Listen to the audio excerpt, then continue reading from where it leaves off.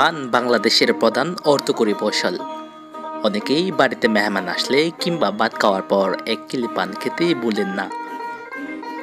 বাঁশখালী ট্যুরের ধারাবাহিক আয়োজন কৃষি ট্যুরের সপ্তম পর্বে বাঁশখালীর ঐতিহ্যবাহী ফানের বরজের ইতিহাস দিয়ে তুলে ধরব।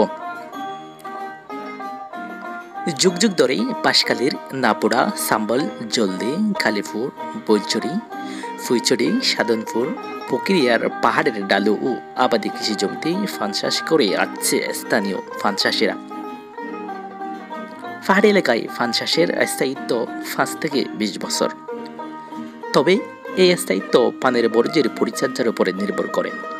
10 থেকে 20 বছর যত্ন করলে, আর যত্ন করলে তো ওটা 2 বছরে চলে যায়।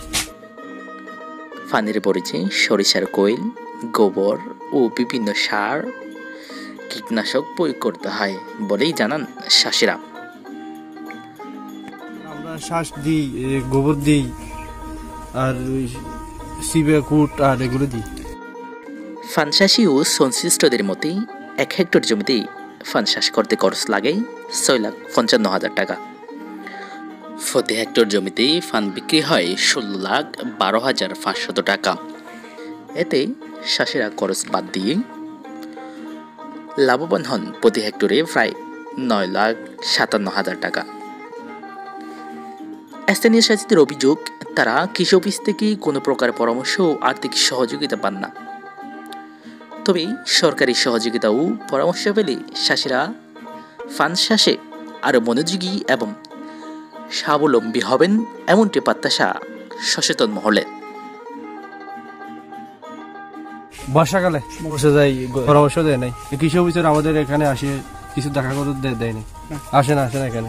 সরকার থেকে তো অনেক পড়েছি, ওই মহিষখালী থেকে এগুলো মরে যাওয়ার সাথে সাথে ওখানে সরকার কি দেয়, অনুদান দেয়, সরকার সাহায্য করে। এটা আমাদের বাঁশখালীতে এগুলো করে না। দেখে করছি আমাদেরকে মহিষখালীর মতো যেগুলো অনুদান দেয়, সরকার সাহায্য করে, এগুলো আমাদের বাঁশখালী থেকে সাহায্য করার জন্য আমি সরকারকে অনুরোধ করছি।